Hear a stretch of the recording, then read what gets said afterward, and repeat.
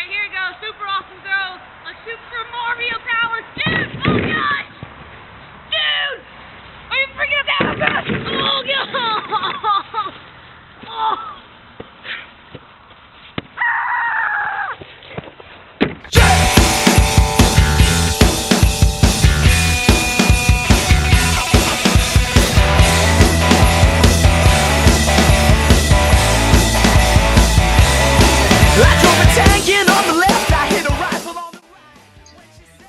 Hey boys, welcome to Week 7 on the recap on the HFL Network. We're in our home studios here in Houston, Texas for our latest edition of the season. I'm dressed like Freddy Krueger on accident, but it is almost Halloween, so I feel like it works. Let's get right into the action though. First up, we got Joykinoff versus the Don Goodell.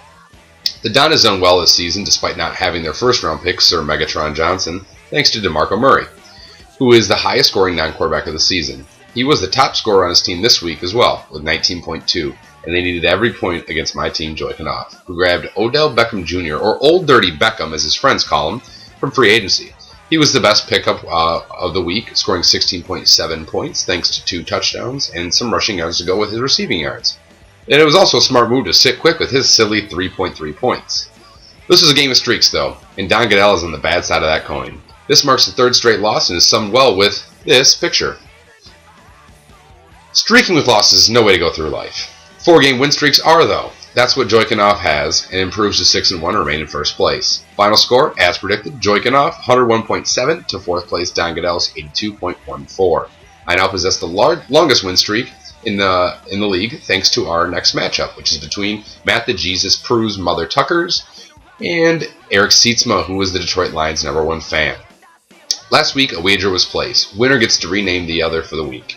Most people assumed, probably, that Matt made Eric change his team name to Lions #1 fan, but I have sources that tell me he just wanted to show his true allegiance in the NFL to the greatest franchise ever. Not in wins or anything like that, just like for fandom is, that kind of stuff.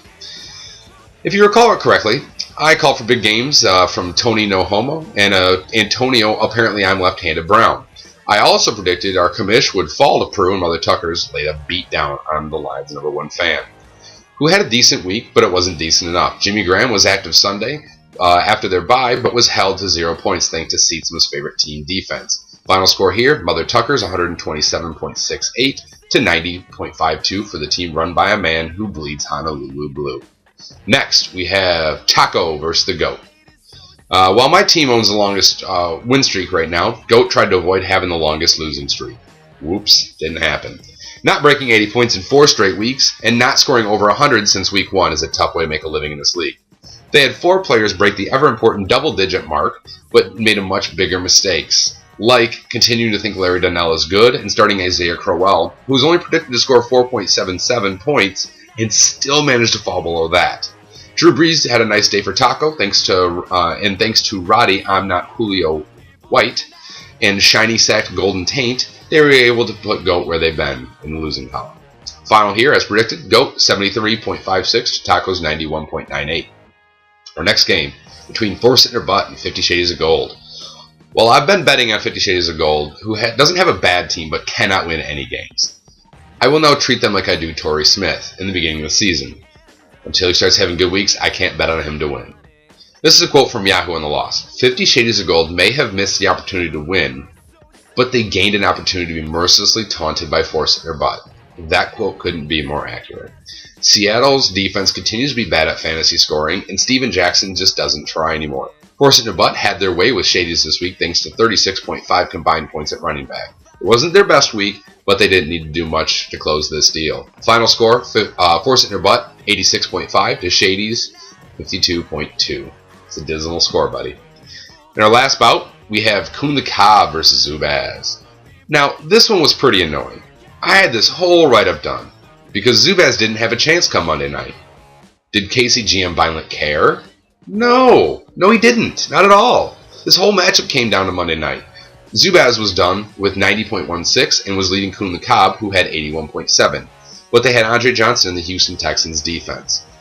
GM Mad Dog Krieger only needed 10 combined points to pull this victory off. This is a weird close game though. Usually we see a player on Monday Night Football scoring points and catching their opponent, but this week we saw Krieger's team losing points and getting closer to a loss. Now, I predicted Coon of the Cobb would put Zubaz away this week, and that did still happen, but thanks to the closest game of the season with a difference of 0.24 points only, I still had to rewrite history. Final score here, 90.16 for Zubaz and 90.4 for Coon of the Cobb. Now that does it for the heads up portion of the show. Let's keep this ox cart moving and head on to the awards. First up, we got the biggest loser. Seats, the commission. Artist formerly known as Hot Graham, Vanilla Gorilla are just a few things that we know GM Eric Seatsma as. But he took a brave step this week and formally came out as a Detroit Lions fan. And quickly learned what all the Lions fans know. Losing is going to happen. But the Lions' number one fan did not just lose. They lost hard. Scoring 90.52 would have gotten him a win against 6 other teams this week, but not against the highest scorer of the week. Take this award like the biggest loser you are, Eric. Tyson isn't mad at you. He's just very, very disappointed. Our next award is the Bench Boo Boo. First award of the year, and it's a bad one for the Don Goodell. Russell Wilson, the 5th best scoring QB in the league this year, broke history this weekend by being the first QB to ever pass for 300 and run for 100 in the game. He also threw 2 touchdowns, scoring an impressive 37.12 in a loss. On the Don's bench. A shame, really, considering he scored 25.3 more than his darling Matt Ryan.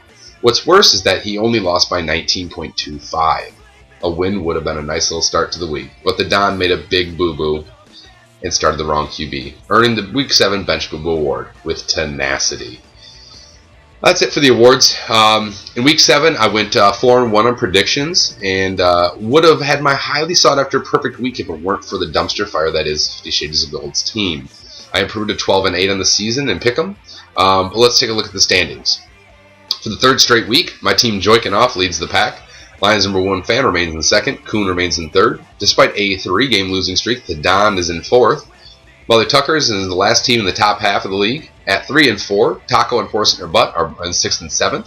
Zubaz remains out of the playoff picture in 8th place. And the GOAT and 50 Shades of Gold have signed leases, long-term leases, to remain at the bottom of the league.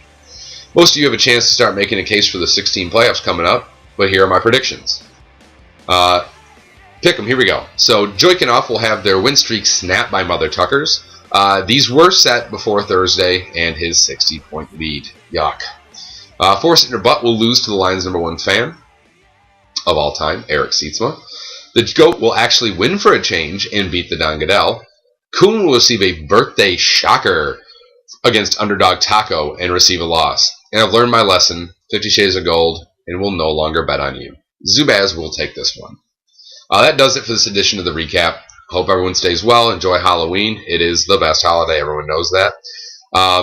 That's it for the recap. On the Honkie Football League Network, I'm Mark Krasinski saying bad luck to all of you.